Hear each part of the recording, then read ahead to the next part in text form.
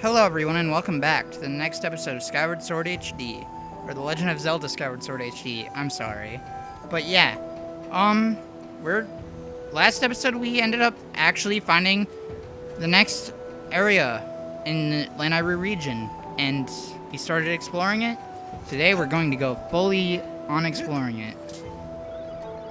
What's this? Changed your mind? Will you help me get back to my ship? I'll help. I mean, what else am I gonna do?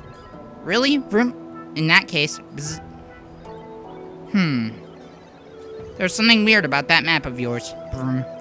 If you're going to navigate these treacherous waters, you'll need a proper sea chart. There's a sea chart in my shack at Skipper's Retreat. So first, you'll need to get on this boat and set a course for Skipper's Retreat. Shall we shove off? Vroom. Let's go. Alright, let's go. Vroom.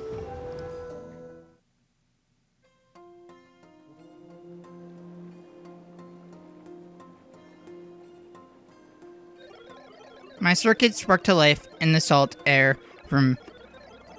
It feels good to take to the seas again after so long. But let's see if I can remember how to navigate. Bzzz. Press L to move. Vert. Then press B while moving to speed up. Vroom. Press ZR to ready the cannon. Fleep. Then press ZR again to fire it. Place an X mark over the island where my house is. Vroom. There's a pier on that island where we can dock. Bzzz. Okay. X marks the spot, indeed. Let's go and set it there. Right, let's go. Vroom. I really like this area. This area has so much creativity. The music wasn't great enough. Like, I personally don't think Lanairu is my favorite region, but I can see why a lot of other people say that it's their favorite because, well, there's just a lot of creativity with it, and it brings back that sense of exploration that Wind Waker had, which is nice. Wind Waker was really great with exploration. It was probably the best world that Zelda had before Breath of the Wild, but ultimately, arguably, that's arguable. I still think Termina is also probably up there with a better world for Breath of the Wild.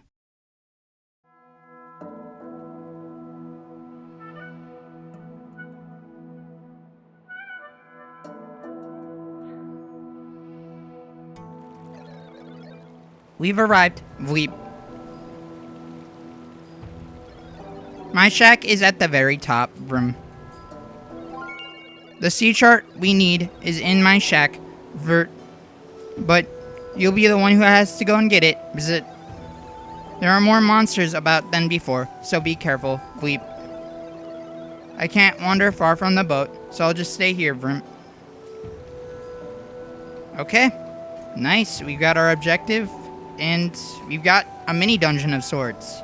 Because the way that the islands work in this, unlike another Zelda game that I don't want to go in depth on because I'm going to cover that game extensively at some point. These islands are more of mini dungeons, and I don't think that's a bad thing necessarily. Like, there's a lot of creativity or creative ideas in this game. I do think that this game gets a bad rep with repetition. A lot of people say that it's there's a lot of repetition, but honestly, a lot of the repetition that I'm hearing about is things that you could bring up with other Zelda games as well. Zelda just has a problem with, like, areas, and mostly it just comes down to preference. I've realized with a lot of Zelda fans, if you like something in another Zelda game, you're more likely to overlook it in that game than another game. I'm not going to say that this game is perfect, because this game does have its issues. Like, for example, my sword going down, or like up whenever I'm trying to go down, like this, whenever I'm trying to clearly do that. This game has its own issues. I'm not going to go and say that it doesn't. I feel like it unfairly gets criticized for things that people overlook in other Zelda games and then don't really want to bring up much. I will go and say that this game does have a few issues where other Zelda games aren't considered, where it's like, oh yeah, it could have been better with, like, how you get into certain areas. Because, yeah, this game is not the greatest at being like, oh yeah, this is a new area necessarily. You always have to backtrack through the earlier area. But I honestly think that that builds character because it's like, or no, builds, or it's a slight thing for world building because it's like, you know exactly where everything is. You know how it connects. And I kind of like it. I won't say it's the most perfect way of doing things. Okay, Mr. Slime Boy. These Electro Slimes are really things. That's really all I can say. But, like, I will go and say that, like, I do understand. I do understand people's complaints with this game. I can say that, like, yeah, sometimes it is a little bit repetitious, it seems like. But the more and more that I replay through Zelda games that I love, like Majora's Mask and Wind Waker, Majora's Mask not quite as much because Majora's Mask is kind of built a certain way. But Wind Waker and Twilight Princess, for example, and even Ocarina of Time to some extent, 3D Zelda's always had a weird way of doing areas. And I just think that this game gets badly, like, talked about with it because everybody was kind of sick of the Zelda formula by that point, or the 3D Zelda formula, because it's different from the 2D Zelda formula. There are, like, 3 different Zelda formulas at this point. But yeah, enough with the negative shit. We have a new enemy type, the enemy that we're hanging from. It's not really an enemy, it's more like its Twilight Princess variants, where it's just a hookshot target. But yeah, that's a new enemy variant called a P-Hat. Now, other Zelda games, they would be more enemy-ish, but Twilight Princess in this game, not really. They're more just tools. Not really. Not really tools either, because they're living. Unlike that ant. Yeah, they're living. So, they're not really tools, but they're ways of getting around. And we go from one enemy variant, or one new enemy, to an enemy variant. We have a Metal Shield Moblin, is what I like to call them. They're the exact same as the regular Moblin, except you can't accidentally cut their shield, so you have to go and do the jump over them and slash them in the back. And oh, he didn't actually go down. He was doing the animation like he was gonna go down. Yeah, I don't want to accidentally fall over, but you can't accidentally cut their shield like I did with the original Moblin whenever I was trying to show them off. And you just get behind them and slash at them a bit, and they go down. I mean, that's the lot of their combat. And at the end of the day, I think that they do have a lot of influence. You can also use the mushroom spores to stun them a bit, to make it easier to hit them from behind. But yeah.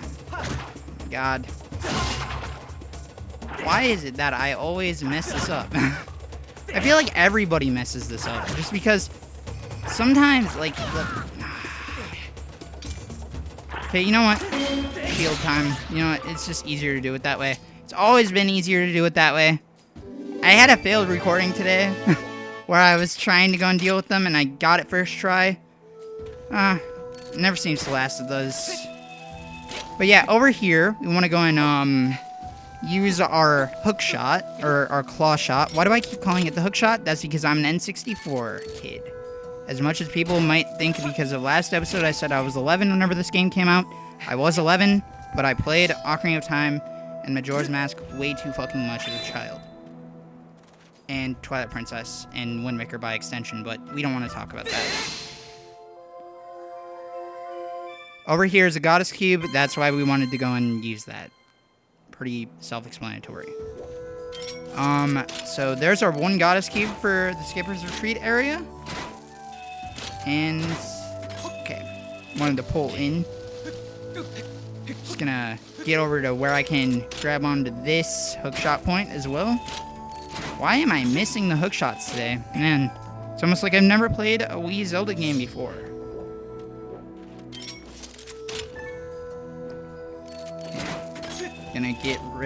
Gonna get up to you.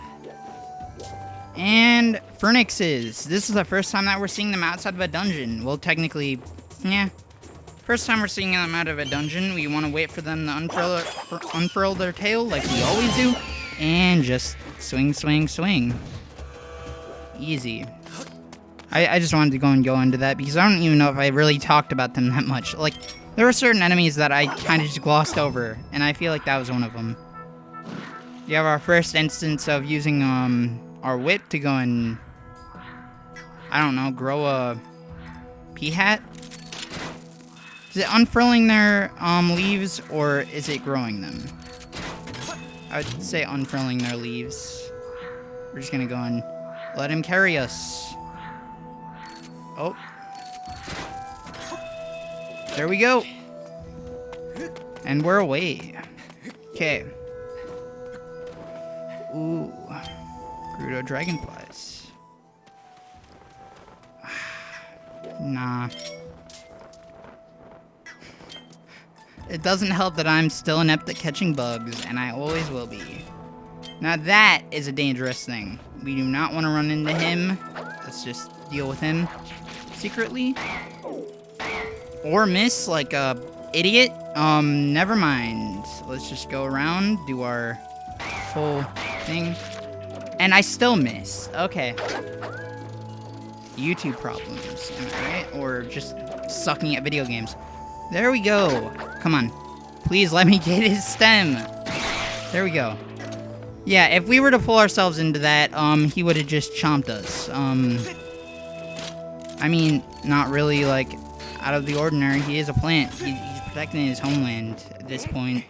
We were new to this. Okay. We can get out our whip. Oh, Phoenix behind us. Did it first. Ooh, and this one is actually going to get off its attack. So, I didn't actually go into this the first time, and, yeah. Knew that Link was going to jump. I didn't have enough time, or I didn't have enough place to roll there. But yeah, Phoenixes can set you on fire.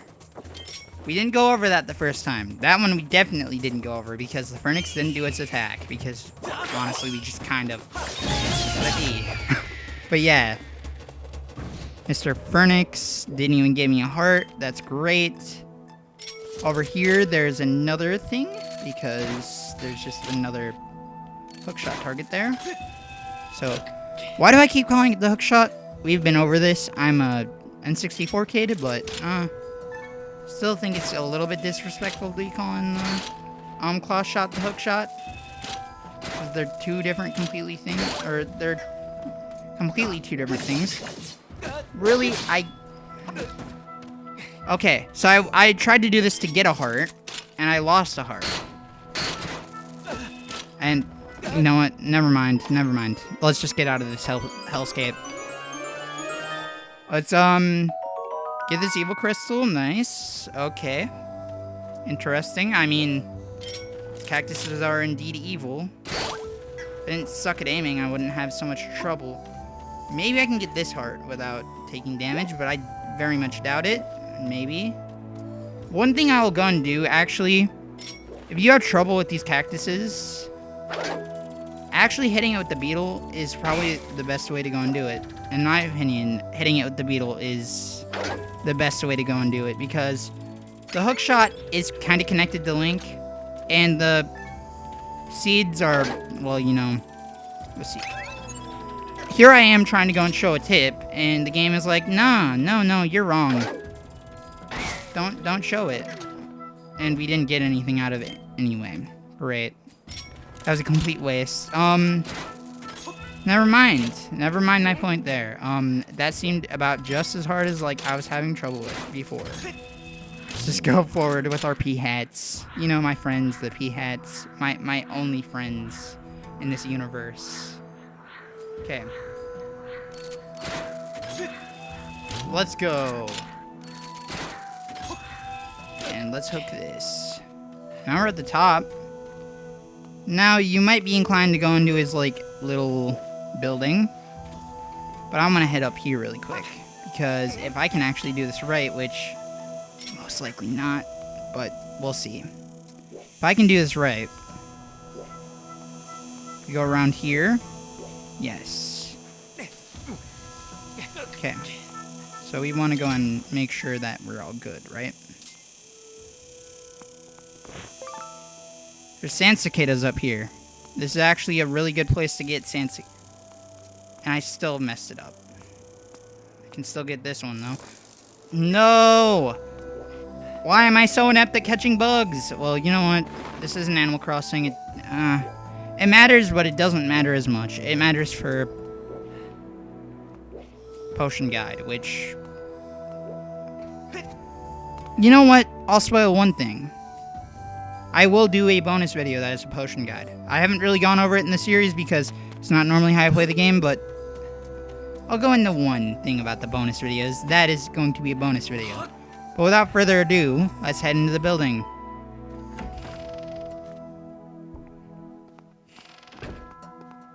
A little behind the scenes action.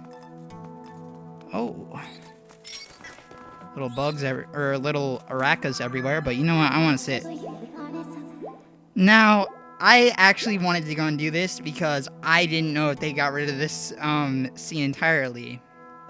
They didn't. I recommend waiting until you have achieved your objective before taking a rest. First, we need to find the sea chart. Oh, you think, Fee? What's the reason why we came up here, huh? Oh, wait, yeah, it was to find the sea chart. I'm not that stupid. Let's go and clean this place up. It's not as bad as Pippet's. Well, arguably it's as bad as Pippet's house, but you know what? Or Pippet's mom's house, I like to call it. Because, no, Pippet doesn't live in the Night Academy. So, yeah, it's not as bad as Pippet's house, I guess. Okay, that rupee is completely blocking me. I'm going to go and get rid of these just because I want to go make it clean. You know, that's as clean as possible. I'll stick with it there. Man, I didn't remember rupees getting in the way so often in the past one. I might be wrong on that. Aracas? Yeah, just get rid of you. You have a chest here. I'm going to get rid of whatever is left here. And we have a pot. Nice. Oh, cool. Dear Captain, thanks for everything. Is there your crew? Vroom. Is there anything? Dear Dad, good luck at work. Vroom. Interesting. That goes into something I want to talk about with this place. This place has a lot of, like, small details about Skipper in it that are actually really nice to see. Like, a lot of people say that this game doesn't have as many details as the other Zelda games, but it's little areas like this that are nice to go and check out. And you get to see a little bit about Skipper's, like, decoration choices. You have, like, a little butterfly up there. You have, like, a helm's wheel. You have a fish that can fly. I didn't actually know that the propeller was on that. I just knew it was a fish. And then we have like a little plane. That's actually a plane. I didn't actually know that that was there. Huh. You learn everything new sometimes. And we have pictures. We have Skipper. We have Skipper and his crew. That's a big-ass crew for a ship. But I mean, that ship is big. And we had the reference that, you know, they had to make. Ships always come with that reference in anything. So let's go look for this sea chart, shall we? He said it was here. Really shouldn't open other people's cupboards without permission. Oh yeah, but Zelda's is completely on par. Okay, yeah, sure, game. Tell me off for doing that whenever I literally got a heart piece from looking into a friend of mine's. Yeah, friend of Link's cupboard. Like 2 episodes ago? Last episode? No, it wasn't last episode. It was 2 episodes ago, or 3 episodes ago. I don't remember. 2 or 3 episodes ago. It's probably 3. But let's check this chest. Get everything going forward. You got the ancient sea chart. This old map details the area as it was long ago, before the sea succumbed to the desert sand. Okay, nice. Master, look over there. Fee, you're a little bit slow. Like, you're in the sword. You know that I was just looking at that. That is the ship containing Nehru's flame. There's a 90% chance probability that the synthetic life forms assembled there are the crew. Oh, you don't say. This image would indicate that the ship's captain spent many happy days among his crew members. Yeah, I mean, he kind of alludes to that. And I also like this anchor, too. This anchor also looks really cool. I just like everything about this. You have more pictures of the ship. You have... I've never actually looked at this one in full detail. Somebody, like, stocking barrels on the ship. And then you have the ship going off into the distance. Pretty cool. You have... I would assume his family. Ooh. Yeah, good thing he couldn't come up here because... Damn. But yeah, without further ado, let's stop wasting time in here and go back to Skipper.